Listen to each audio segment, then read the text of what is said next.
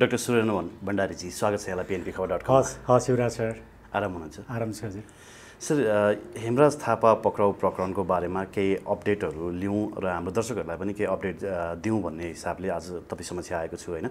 विशेष गरी हिजो सर्वोच्चमा जुन रिट तपाईँहरूले एउटा बन्दी प्रत्यक्षीकरणको रिट दायर गर्नुभएको थियो, तर पनि उहाँलाई छोडिएन हिजो। अब त्यहाँभित्र के भयो भन्ने कुराहरूको थोरै वर्णन गर्नु। हजुर, हेमराजजीको विषयमा हामीले बन्दी प्रत्यक्षीकरणको रिट निवेदन सर्वोच्च अदालतमा लिएर गइसके पछाडि सर्वोच्च अदालतमा पहिलो दिन चाहिँ एकजना न्यायाधीशको इजलासबाट कारण देखाउ आदेश जारी भयो। त्यस पछाडि 24 घण्टाको म्याद सरकारी पक्षलाई दिइयो। हजुर। र 24 घण्टाभित्र सरकारी पक्ष मध्येको एकजना प्रमुख जिल्ला अधिकारीको कार्यालय उपस्थित हुन नसकेको कारणले अर्को दिन अर्थात् हिजो मुद्दाको सुनवाई थियो। र हिजोको सुनवाईमा मूलतः के प्रश्न उठ्यो भने हेमजीहरूको त्यो घटनालाई न्यायाधीशहरूले पनि त्यसको भिडियो नै हेर्नुभयो। त्यो हेरिसके पछाडि उहाँहरूले सरिता गिरीको घरमा कालो झन्डा गाडेको, नारा लगाएको र गेटमा लात्तले हानेको घटना जम्मा यति नै हो। र हेमराजजीलाई गिरफ्तार गरिएकोमा के भनिएको छ भने हेमराजजीले एक त सरिता गिरीकोमा यो काम गरेर अभद्र व्यवहार गरेको, अर्को प्रहरीले गिरफ्तार गर्दाखेरि प्रहरीलाई पनि मुख छोडेको र अभद्र व्यवहार गरेको भनेर भनिएको छ। अब यो कन्टेक्स्टमा न्यायाधीशहरू केमा कन्भिन्स भयो भने त्यहाँ हेमराजजीलाई पनि बोलाइयो र हामीले पनि भन्यौँ कि हेमराजजीलाई बसन्तपुरबाट गिरफ्तार गरिएको हो र हेमराजजी म र हेमराजजी सँगसँगै नै छौँ र उहाँले प्रहरीलाई कुनै पनि किसिमको अभद्र व्यवहार गर्नुभएको छैन भन्ने कुरामा न्यायाधीशहरू कन्भिन्स भए। अब न्यायाधीशहरूको एउटै प्रश्न के रह्यो भने बन्दी प्रत्यक्षीकरणको निवेदनले चाहिँ त्यो थुना गैर कानुनी हो भन्ने कुरो प्रमाणित गर्नुपर्छ, देखाउनुपर्छ। अब हेमराजजी र अरू 5-6 जना व्यक्तिहरूले जसरी सरिता गिरीजीको घरमा गएर गेटमा लात्तले हान्नुभएको छ, यो कुरा चाहिँ कानुन सम्मत हो भन्ने कुरो तपाईँहरूले प्रमाणित गर्नु पर्यो भन्ने न्यायाधीशहरूको भनाइरह्यो होइन। अनि मैले योभन्दा अगाडि विभिन्न पटक गरेका केही मुद्दाहरूमा कालो झन्डा देखाउनु चाहिँ फ्रिडम अफ एक्सप्रेसन अर्थात् वाक स्वतन्त्रताभित्रै पर्दछ। त्यो एउटा शान्तिपूर्ण विरोध हो र कालो झन्डा देखाएको आधारमा कसैलाई पनि गिरफ्तार गर्न, थुनामा राख्न पाइँदैन भन्ने बारेमा हामीले खास गरिकन बुटोलमा प्रधानमन्त्री खड्गप्रसाद ओलीलाई कालो झन्डा देखाएको केसमा त्यो सिद्धान्त स्थापित थियो। र अन्य विभिन्न मुद्दाहरूमा नारा लगाउनुले मात्रै सार्वजनिक रूपमा कसैको अथवा अपराधी हुने किसिमको काम हुँदैन भन्ने कुरा पनि स्थापित थियो। तर यो मुद्दामा न्यायाधीशहरूको प्रश्न के रह्यो भने कसरी गेटमा लात्तले हान्नेको कुरा चाहिँ जस्टिफाई गर्नुहुन्छ त तपाईँहरू? मुख्य कुरा चाहिँ त्यहीँ गएर अड्कियो र भिडियोमा पनि प्रष्ट हेमराजजीले त्यहाँ लात्ती हानेको भन्ने कुरा चाहिँ देखिएको छ भन्ने हो। देखिएको छ, त्यो कुरामा विवादै छैन, त्यो देखिएको छ। अब यस्तो घटनालाई अभद्र व्यवहार मान्ने कि नमान्ने? एक्ज्याक्टली त्यही त। अब समस्या के छ भने राष्ट्रकै विषयमा तपाईँको एउटा राष्ट्रघाती बोल्ने मान्छेलाई चाहिँ कारवाही नहुने होइन। मैले फेरि उहाँहरूको कदमको भनौँ न हामीले डिफेन्स गरेको त होइन, तर युवाहरूको रगत अभियसली तातो हुन्छ। हिजोको दिनमा हिजोका थुप्रै आन्दोलनहरूमा युवाहरूले कति विध्वंस मचाएका छन्, त्यसको हिसाबले त त्यो शान्तिपूर्णै हो नि। हो। अब हाम्रो पनि बहस के थियो भन्दाखेरि अब यो जुन किसिमको यसमा फोर्स त युज गरियो, लात्तले हान्ने काम फोर्स युज गर्ने नै हो, तर यसमा के कजको लागि गरिएको हो त? के को लागि गरिएको हो त? ती युवाले कुनै एउटा व्यक्तिसँग रिसिबी साधेर व्यक्तिगत रूपमा डर, धाक, धम्की देखाएर त्यो व्यक्तिलाई कुटपिट गर्ने, मार्ने, धरपकड गर्ने, कालो मसो लगाउने एउटा व्यक्तिगत ईर्ष्याको कारणले, व्यक्तिगत भेन्जेन्सको कारणले, व्यक्तिगत रूपमा चाहिँ प्रतिशोध लिनका लागि गरिएको होइन। कुनै आर्थिक प्रलोभनको लागि पनि होइन, कुनै यो डकैती गर्न, चोरी गर्न त्यो पनि होइन। कुनै व्यक्तिगत रूपमा लाभ प्राप्त गर्न या व्यक्तिगत रूपमा हानि गर्नका लागि गरिएको होइन, यो प्राइभेट कारणले गरिएको होइन। यसमा रहेको कज चाहिँ पब्लिक कज हो, सार्वजनिक महत्त्वको कारण। किनकि सरिता गिरीजी स्वयं आफै एउटा सार्वजनिक ओहदाको नि महत्त्वपूर्ण पदमा बस्ने सांसद जस्तो व्यक्ति हो, मन्त्री भइसक्नु भएको व्यक्ति हो र उहाँ यो मुलुकको कानुन बनाउने संविधान संशोधन गर्न सक्ने व्यक्ति हो, त्यो महत्त्वपूर्ण भूमिका राख्नुहुन्छ। र त्यस्ता व्यक्तिले मुलुकका बारेमा बोलेका र गरेका काम कारबाहीप्रति एउटा नागरिकले रोष प्रकट गर्न पाउनु पर्दछ। त्यसैले उहाँले यो पब्लिक कज मात्रै नेसनल कजमा गर्नुभएको हो।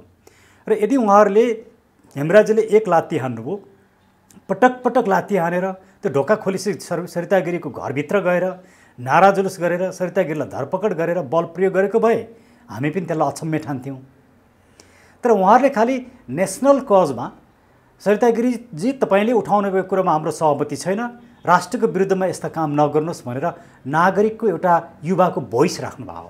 त्यसैले हाम्रो कानुनमा पनि के छ भने सानातिना टुटफुट, सानातिना गल्ती कमी कमजोरीलाई कानुनले क्षम्य मान्छ। त्यहाँ फेरि कुनै शारीरिक र भौतिक क्षति होइन हानि नोक्सानी पनि भएको छैन नि? छैन, भएको छैन। त्यसैले यहाँ हेर्नुपर्छ कि न्यायालयको लागि पनि यो विषय महत्त्वपूर्ण विषय छ।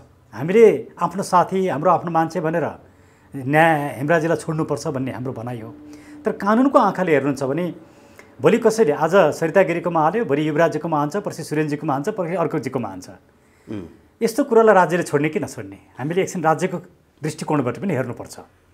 त्यसैले हामीले के भन्यौँ भने यो घटनाको विश्लेषण गर्दाखेरि यो चाहिँ व्यक्तिगत कारणले गरिएको हो कि सार्वजनिक कारणले गरिएको छुट्याउनु पर्दछ। एक्ज्याक्टली तपाईँको पोइन्टमा म एकदमै सहमत छु। यो राष्ट्रको कारणले गर्दाखेरि राष्ट्रको आवाज उहाँहरूले बोल्न खोज्नु भएको थियो, जुन आक्रोश भनौँ न सम्पूर्ण नागरिकमा थियो, त्यो आक्रोश उहाँहरूद्वारा व्यक्त पनि भयो। धेरै मान्छेले त्यसको प्रशंसा पनि गरेका छन् होइन। यद्यपि त्यो कार्य आफैमा गलत थियो अथवा के थियो त्यो हामी पछि त्यसको छलफल गरौँला होइन।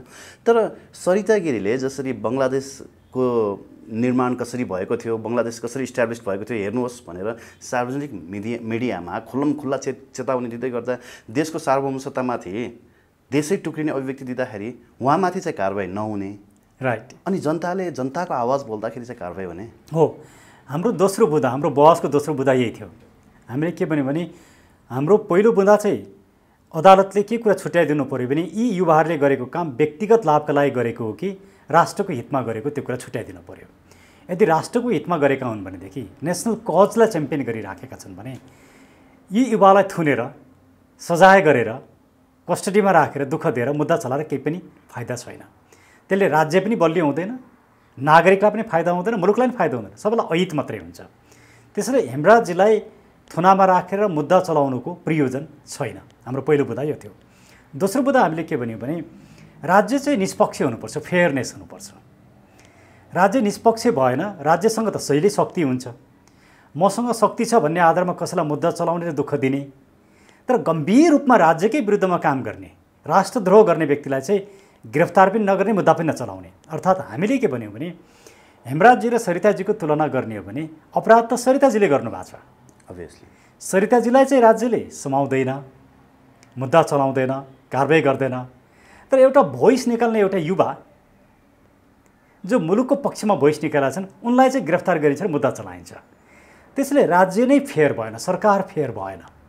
हामीले उठाएको अर्को बुँदा यो थियो। र तेस्रो बुँदा हामीले के भन्यौँ भने कानुन भनेको चाहिँ कानुनको स्रोत भनेकै विवेक हो, रिजन हो। यदि रिजन प्रयोग गरिएन भने कानुनै दूषित हुन्छ।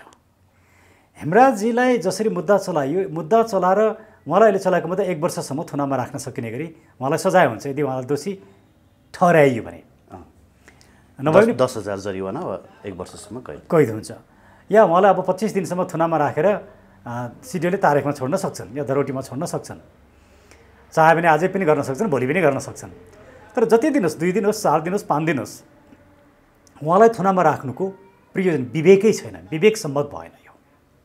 यदि त्यो युवाले आफ्नो पर्सनल हितको लागि यो काम गरेको भए उनलाई थुनामा राख्नुहुन्थ्यो, द्याट्स फाइन। तर नेसनल कज च्याम्पियन गर्ने एउटा युवालाई कानुनको जसरी प्रयोग गरे त्यो प्रयोग गराए चाहिँ विवेक सम्मत भएन। त्यसरी यहाँ त्रुटिपूर्ण छ, कानुनको प्रयोगमै त्रुटिपूर्ण भएको कारणले गर्दाखेरि उहाँको थुना नै त्रुटिपूर्ण छ, कानुन सम्मत छैन भन्ने हाम्रो तर्क थियो। र सँगसँगै हामीले के पनि भन्यौँ भने हाम्रो फौजदारी संहिताले पनि के भन्छ भने कतिपय अवस्थामा कानुनको दायरामा कुनै व्यक्तिलाई ल्याउँदाखेरि उसलाई सम्झाइ बुझाइ गर्ने र त्यस्ता व्यक्तिहरूलाई सम्झाइ बुझाइ गरेर छोड्न सकिने व्यवस्था छ। अब हेमराजीले गेटमा लात्तीले हान्नुभयो, ल त्यतिको लागि समातियो, त्यो कुरासम्म चित्त बुझाउन सकिन्छ।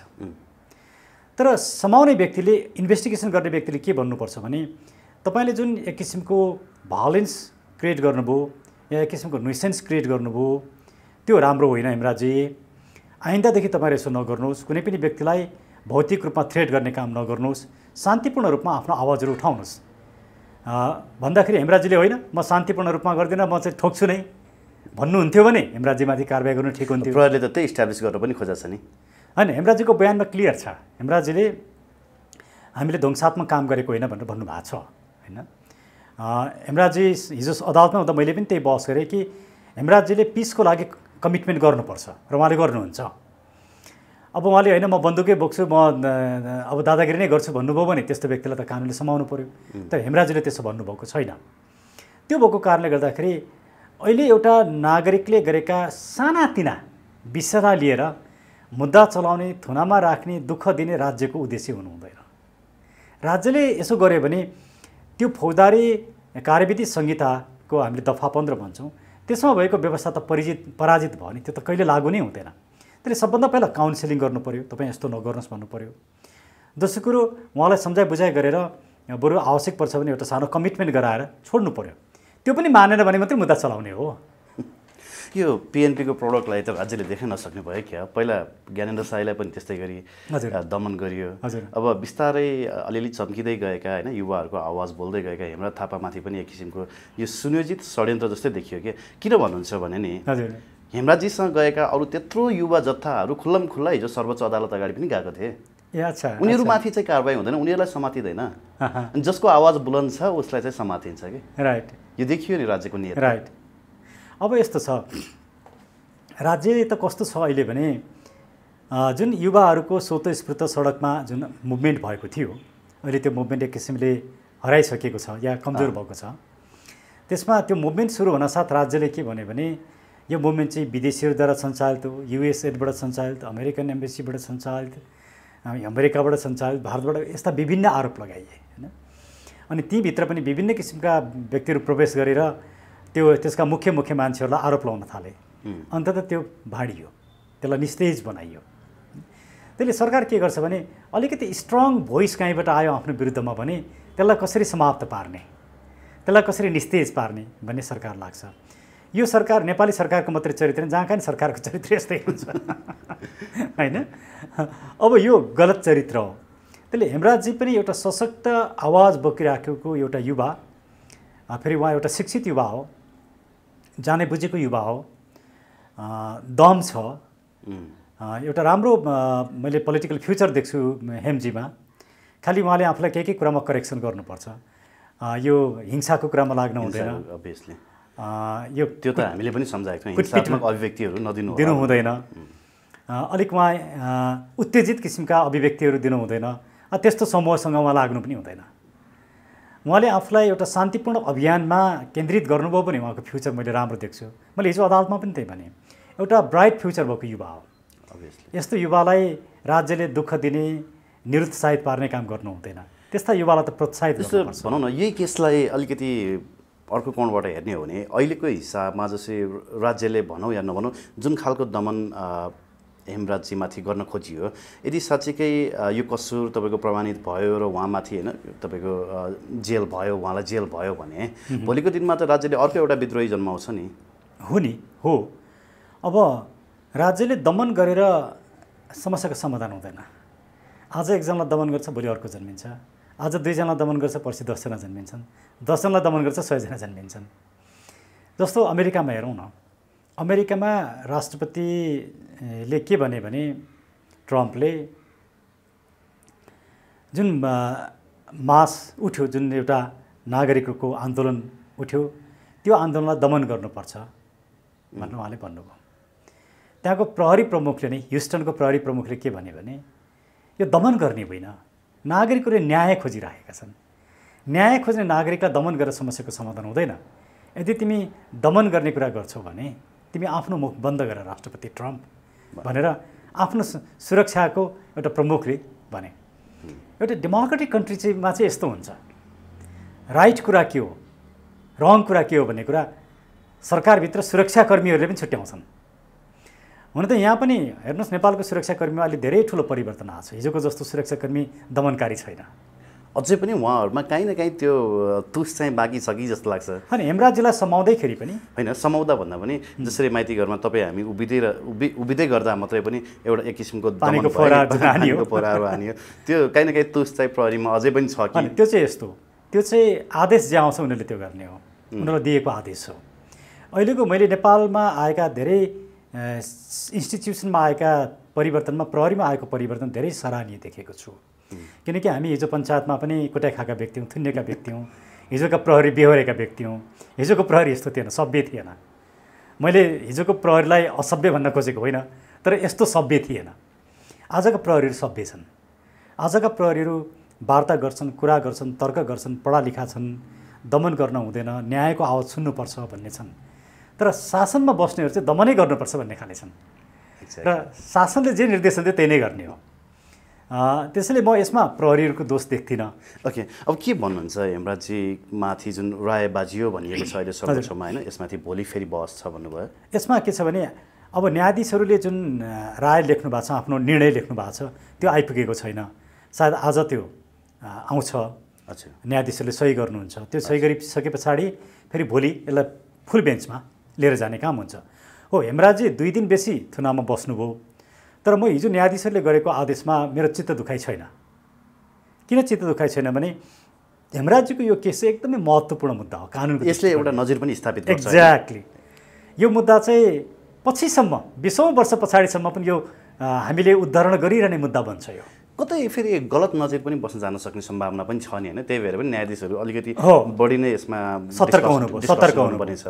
किन दुईजनाले हेमराजजीलाई छोडिदिनु भएको भए पनि नछोडिदिनु भएको भए पनि हजुर गलत पनि हुनसक्छ है। बरु हामीभन्दा अझै बेसी न्यायाधीशहरूले हेरुन् भनेर जुन उहाँहरूले पठाउनु भयो फुल बेन्चमा, म चाहिँ व्यक्तिगत रूपमा सराहना गर्छु। कसैले भन्दा होइन उहाँ हेमराज थुनामा छ त यो यसको सराहना गर्ने भन्ने आरोप लाग्ला। हेमराजजी त एउटा योद्धा हो, एउटा अभियन्ता। उहाँलाई 2 दिन जेलमा बसेर केही पनि हुँदैन।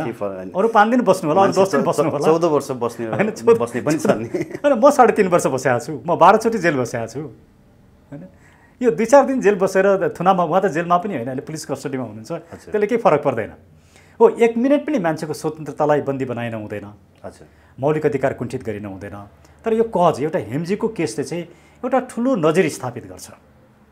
हेमजीले जित्नुभयो भने पनि हार्नुभयो भने पनि यस्तो न्यायाधीशहरूलाई पनि उहाँहरूलाई पनि यो नजिरको यो यसमा गलत नजिर बस्न गयो भने यसको प्रयोग पनि भोलिका दिनमा गलत पनि हुनसक्छ है भन्ने पनि एउटा डाउट होला कि छ नि। किनभने एकछिन भनौँ न, त्यसैले हिजो मेरो जोड केमा थियो भने व्यक्तिगत रूपमा एउटा प्राइभेट भेन्जेन्सको रूपमा बल प्रयोग गरिन्छ भने त्यसलाई राज्यले नियन्त्रणमा लिनुपर्छ, मुद्दा चलाउनुपर्छ अभियसली। किन नत्र त कसरी नागरिकहरू सुरक्षित हुन्छन्? यदि त्यसो त मैले हजुरको घरमा आएर गेटमा लात्ता ल्याने भइहाल्यो नि। त्यही त होइन, तपाईँको अफिसमा आएर हान्न सक्छन्। त्यसले त कोही पनि सुरक्षित हुँदैन। त्यसैले राज्यमा जोसुकै भए पनि नागरिकलाई सुरक्षा दिनु राज्यको पहिलो कर्तव्य हो। त्यसले राज्यले हेमराजजीलाई समातेकोमा मेरो दुःख मनाइ छैन। हेमराजजीलाई समातेको ठिक छ, मैले अदालतमा त्यही बहस गरेँ। तर समय सके पछाडि राज्यले के भन्नुपर्छ, हेमराजजी बल प्रयोग नगरौँ, तपाईँले बल प्रयोग गरेकोमा हामी सहमत छैनौँ। प्रहरीमा त्यो अधिकार छ तपाईँले भन्नु खोज्नु? प्रहरीमा पनि छ, सरकारी वकिलमा छ, मुद्दा चलाउने अधिकारीमा छ, सिडिओसमा पनि त्यो छ। उहाँहरूले सम्झाएर काउन्सेलिङ गरेर छोड्नुपर्छ। कानुन अविवेकी हुँदैन, राज्य अविवेकी हुनु हुँदैन।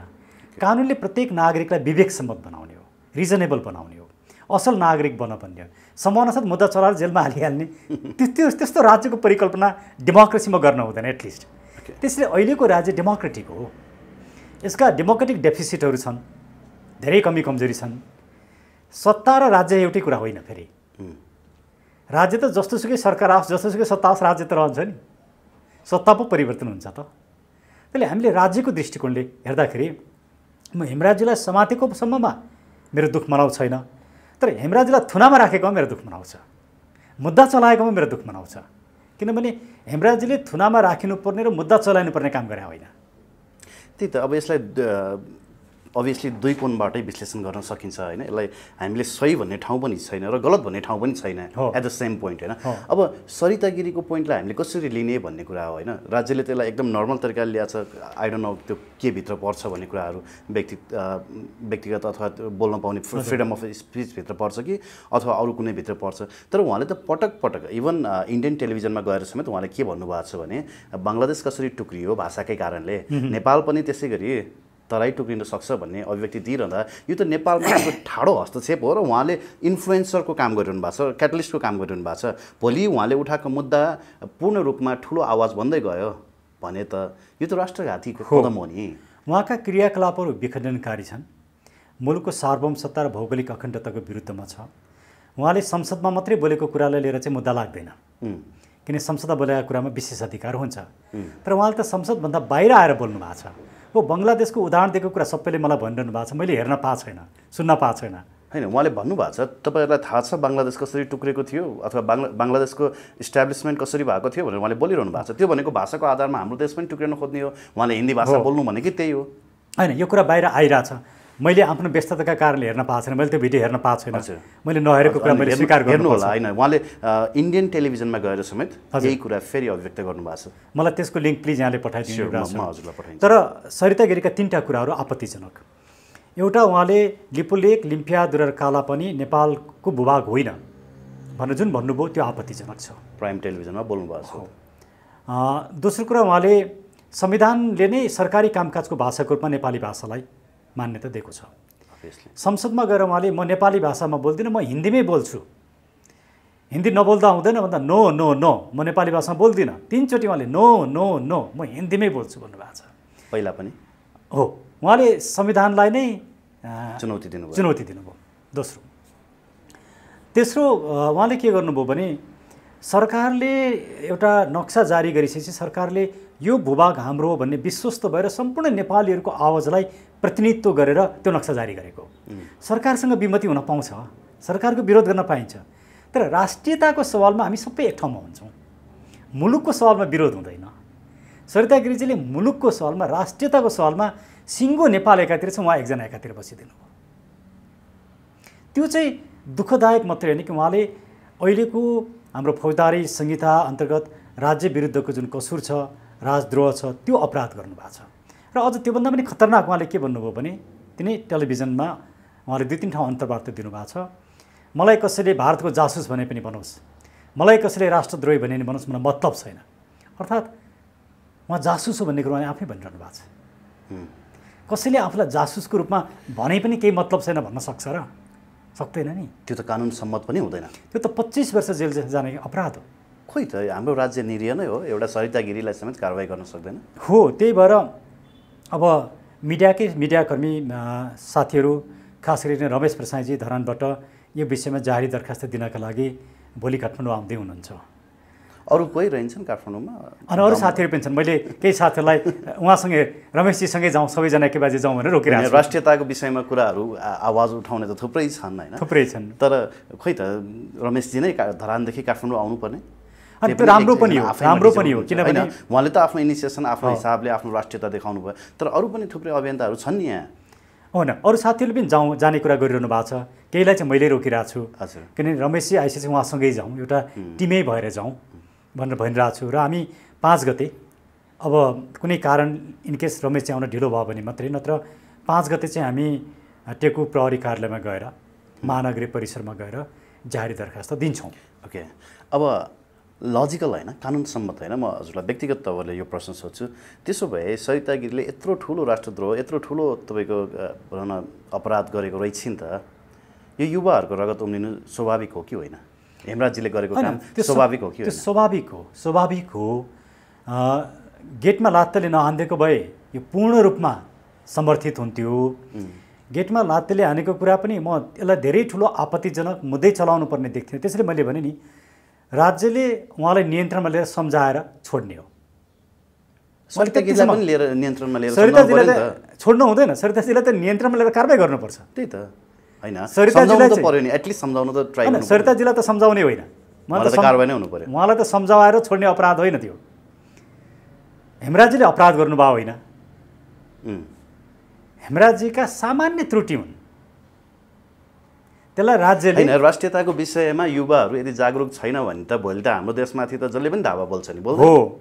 भोलि अरू सांसद निस्केलान् अस्ति अमृता अग्रवालले पनि मुखमा मुख मिलाउँदै थिइन् त हो भोलि अरू सांसदहरूले मिलाउलान् अनि यो त प्रवृत्ति हो सरिता गिरी व्यक्ति होइन कि प्रवृत्ति एक्ज्याक्ट मैले भनेको उहाँले इन्कर्पोरेट गरेको जुन आइडिया छ त्यो त भोलि फैलिन सक्छ कि त्यति मात्र होइन डेन्जरस काम त उहाँले के गर्नुभयो उहाँ इन्डिया जानको लागि बोर्डरमा पुग्नुभयो उहाँको उद्देश्य के हो भने इन्डियामा गएर इन्डियन मिडियालाई परिचालन गरेर नेपालको विरुद्धमा आवाज निकाल्ने र त्यहाँ पनि उहाँले के भन्नुभयो यो सब चाइनाले गरिरहेको उचालेको एउटा मुलुकको विरुद्धमा एउटा बोल्न सक्ने त्यस्तो पनि सांसद हुन्छ त्यसले हामीले के भन्यो भने त्यस्तो बोलिराख्दा पनि चुप लागेर बस्ने हामी उहाँको पार्टीले कारबाही गर्नु पर्यो उहाँको पार्टीले सांसद पौड उहाँलाई हटाउनु पर्यो खोइ त पार्टीले कारबाही गर्ने भनेर मात्रै समाचार आयो हो गर्ने भनेको समाचार आउँदैन के गर्ने भनेकाले पुग्दैन गर्नु पर्यो यो सङ्गीन विषय हो र राज्य सुतेर बस्नु भएन सरिता गिरीको विषयमा यदि त्यो सरिता गिरीको ठाउँमा हेमजीले त्यो काम गरे भए के हुन्थ्यो हेमजीले त सिधै 25 वर्ष हामीले गरेको भए नि छोडिदैन थियो हो मैले हेमजी भने हामी सबैको भोइस हो सत्तामा बस्नेले चाहिँ जे गरे पनि हुने एउटा दलको नेता भएपछि चाहिँ जे गरे पनि हुने एउटा सामान्य नागरिकले चाहिँ सानातिना त्रुटि यो अपराध होइन त्रुटि र अपराध फरक छ हजुर हेमराजले गरेको सानो त्रुटि हो अपराध होइन यस्ता किसिमको कुरामा एउटा नागरिकलाई मुद्दा चलाउने तर सरिता गिरीलाई सुरक्षा दिएर राख्ने यो राज्यको चरित्र जुन छ यो चरित्र चाहिँ राष्ट्र विरोधी छ अनि अर्को एउटा कुरा भनौँ नक्सा जारी गर्ने हजुर संविधान संशोधनको प्रस्ताव संसदमा लिएर जाने अनि प्रमाण कलेक्सन गर्नका लागि समिति बनाउने सरकारले त उल्टो बाटो हिँड्यो हास्यास्पद काम गर्यो सरिता गिरीजीले लगाएको आरोपलाई पुष्टि गरिदिने काम गर्यो र फेरि त्यो विज्ञ समूहमा पनि थुप्रै व्यक्तिहरू परेका छैनन् त्यहाँ जो सायद पढ्नु पर्थ्यो होला जसले जिन्दगीभरि त्यही रिसर्चमै यही नक्सा सिमानाको त्यो विज्ञ टिम कति ठिक कति बेठिक त्यो कुरा छोडिदिउँ त्यसमा नजाउँ सरकारले जो बनायो ठिक छ त्यहाँ भएका व्यक्तिहरू राम्रै व्यक्तिहरू छन् हामी त्यसमा नजाउँ तर त्यो बनाउने कहिले थियो भन्दाखेरि नक्सा जारी गर्नुभन्दा पहिला या नक्सा जारी गरिसके पछाडि चाहिँ अब भारतसँग वार्ता गर्नको लागि रणनीति तयार गर्ने विज्ञ समूह भनेर बनाउनु पर्थ्यो त्यसको नामकरण नै फरक भयो नक्सा प्रमाण जुटाउनलाई खोजी गर्ने त्यो त सरकारले अलरेडी सरकार कन्भिन्स भएर सरकार निर्णयमा पुगेर निकालेको नक्सा हो नि त्यही त 132 स्थान नक्साको आधारमा त्यो नयाँ नक्सा सार्वजनिक गरिएको भनेको छ उहाँहरूसँग एभिडेन्स पर्याप्त भएरै सार्वजनिक गर्ने हो भएन भने त हामीले त्यो भूभाग क्लेम गर्न पाउने आधारै छैन भने त तर अहिले जुन विज्ञ समूह बनाइयो त्यसलाई चाहिँ केवल कार्यकर्ता भर्ती केन्द्र मात्रै बनाइयो भन्ने पनि आरोप लागेको छ त्यस्तो पनि होइन त्यहाँ विद्वान व्यक्तिहरू पनि हुनुहुन्छ होइन केही जगत कुमार भुसाल जस्तो व्यक्तिहरू पनि हुनुहुन्छ तर हुनुपर्ने व्यक्तिहरू जस्तो बुद्धिनारायण सूर्य सुवेदी जस्ता व्यक्तिहरू हुनुहुन्छ होइन बुद्धिनारायण श्रेष्ठ जस्तो व्यक्तिहरू जसले चाहिँ अमेरिकन लाइब्रेरी अफ कङ्ग्रेसबाट चाहिँ उहाँले ल्याउनु भएको छ नक्सा जगद्वारिका ढुङ्गेल जस्ता व्यक्ति छैनन् बुद्धिनारायण जस्ता व्यक्ति छैनन् रतन भण्डारी जस्ता व्यक्ति छैनन् रतन भण्डारी जो लिम्पियाधुराको लागि त उहाँले नै विशेष अध्ययन गर्नुभएको छ उहाँ नै यसको सबैभन्दा अग्रणी व्यक्ति हो लिम्पियाधुरा पनि नेपालकै भूभागमा पर्छ भनेर पत्ता लगाउने व्यक्ति पनि हो होइन त्यसै कमी कमजोरी छन् तर त्योभन्दा मुख्य सरकार उल्टो बाटो हिँड्यो अदालतले निर्णय गरेर प्रमाण खोज्दैन पहिला प्रमाण खोज्छ अनि प्रमाण हेरेर निर्णय गर्छ यहाँ चाहिँ निर्णय गरेर प्रमाण खोज्ने काम भयो ओके म ब्याक टु फेरि हेमजीकै टपिकमा आउँछु अब हेमजीलाई रिहाई हुने चान्सेस कतिको छ अब दुईवटा कारणले एउटा त अब यो सर्वोच्च अदालतको फुल बेन्चमा जान्छ त्यहाँबाट पनि रिहाई हुने प्रशस्त सम्भावना छ हुन त न्यायाधीशको निर्णयलाई हामीले अगाडि केही पनि भन्न मिल्दैन एउटा भने दोस्रो चाहिँ अब हेमजीलाई सिडिओ कार्यालयमा पेश गरिन्छ सायद मलाई लाग्छ भोलि पर्सि नै पेश गरिन्छ त्यहाँबाट पनि छुट्ने सम्भावना छ दुईटै सम्भावना छ ओके सर अर्को एउटा प्रश्नमा क्विकली जोडिहालेँ लास्टमा जस्तो हेमजीको विषयमा यहाँ थुप्रै व्यक्तिहरू मौन बस्दिनु भएको छ जसरी आवाज उठ्थ्यो नि पहिला न उहाँले साँच्चीकै अपराध गरेको हो कि भन्ने लागेर हो कि सायद व्यक्तिहरू मौन बस्नु भयो तपाईँले भने जस्तो यो त त्रुटि सामान्य एउटा युवाको आक्रोश मात्रै लिन्छु म त होइन यस्तो अब केही व्यक्तिहरू चुप बसे भन्दैमा धेरै व्यक्ति बसे भन्न मिल्दैन किनकि हामी सबै लागिरहेछौँ बालकृष्णजी पनि लागिरहनु भएको छ सागरजी पनि लागिरहनु भएको छ म पनि लागिरहेको छु अरू अभियन्ताहरू पनि लागिरहनु भएको छ एमजीलाई एउटा ठुलो टिमले सपोर्ट गरिरहेछ। होइन तपाईँहरूले त अभियसली गरिरहनु भएको छ, अरू पनि केही जबकि हामीले एमजीलाई हामीले आफै के भने तपाईँको एउटा फिजिकल एउटा फोर्स युज गर्ने कुरामा हामी सहमत छैनौँ, तर तपाईँको कजसँग हामी सहमत छौँ। तपाईँले राष्ट्रको कज जुन उठाउनु भयो त्यो कुरामा हाम्रो साथ छ, हामीले त्यसरी साथ दिएका हौँ। हस् सर, धन्यवाद, एकदमै धेरै धन्यवाद। धेरै धेरै धन्यवाद।